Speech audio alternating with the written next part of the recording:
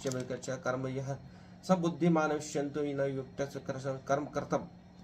अर्थात जो मनुष्य कर्म में अकर्म और अकर्म में कर्म देखता है वह सभी मनुष्यों में बुद्धिमान है और सब प्रकार के कर्मों में प्रवृत्त रहकर दिव्य स्थिति में रहता है।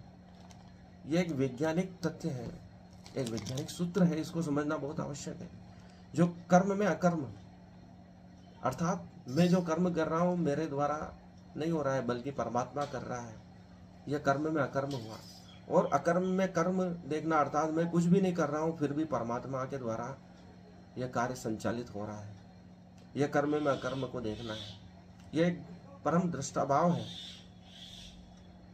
इसको एक प्रयोग करके देखें। यदि आप कोई भी कर्म करें तो आप देखते हैं कि आप तुरंत तनाव में आ जाते हैं, क्योंकि आपको ऐसा लगता है कि आपके द्वारा कर्म किया जा रहा है।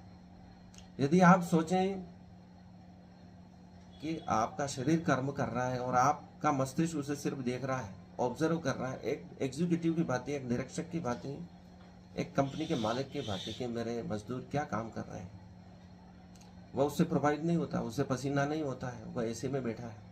वैसे ही हमारा मस्तिष्क एसी में बैठा है, ऐसी कल्पना करें और हमारे हाथ काम कर रहे हैं, शरीर काम कर रहे हैं, तो आप देखेंगे आपका तनाव दूर हो गया है, आपका सिर दर्द बंद हो गया है, जितनी भी बीमारियां हैं वह नष्ट होने लगी है। क्योंकि आप सोचते हैं कि आपके द्वारा कर्म किया जा रहा है, आपको थकान हो रही है, आपको पसीना हो रहा है, बल्कि ऐसा नहीं है। कर्म में अकर्म देखने का भाव यही कि आप दृष्टा बन जाएं। आपका शरीर काम कर रहा है, आप उसे सिर्फ देखें, उसमें विचार शक्ति न लगाएं कि मैं ऐसे कर लूँ वैसे कर लूँ।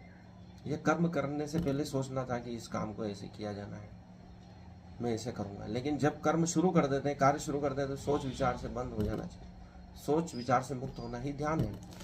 और आप जब कर्म कर रहे हैं तो ध्यान की अवस्था में ही होते हैं, यदि विचार नहीं कर रहे होते। आप सिर्फ अपने कर्म को देखो तो वह कर्म में अकर्म देखना होगा।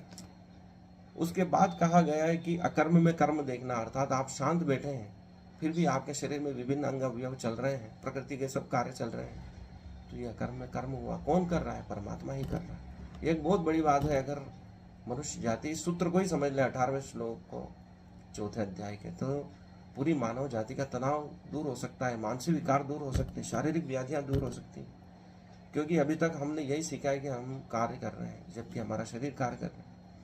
हमारे मन का सेवक है शरीर और हमारी आत्मा का सेवक है मन। इन दोनों को सेवक मानकर यदि आत्मा शुद्ध रूप से देखे हमारे शरीर को, तो कभी तनाव उत्पन्न नहीं होगा, सिर दर्द नहीं होगा, मानसिक व्याधियां नहीं होगी, शारीरिक कष्ट नहीं होगा। ये बहुत बड़ा श्लोक है।